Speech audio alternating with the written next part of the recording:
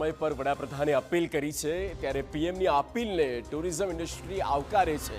એક અંદાજ મુજબ 2023-24 ભારતીયોનો વિદેશ પ્રવાસનો ખર્ચ 2,72,000 કરોડ હતો અને જે વધ્યો 2025-26માં પહોંચી ગયો 3.5 લાખ કરોડ પર।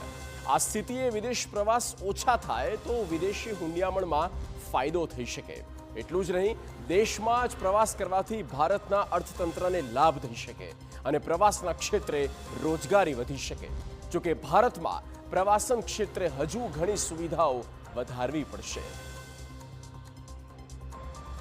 અત્યારે હાલ આપણી વાત કરીએ તો કાશ્મીર, કુલુ મનાલી, શિમલા, કેરાલા કે દાર્જિલિંગ સિવાય કોઈ ડેસ્ટિનેશનો નથી જ્યાં ફરવા જઈ શકાય।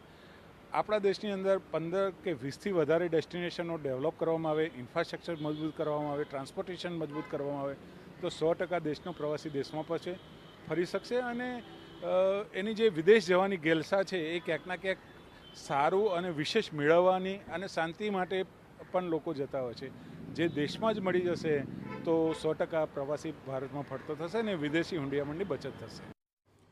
તો યુદ્ધની સંભવિત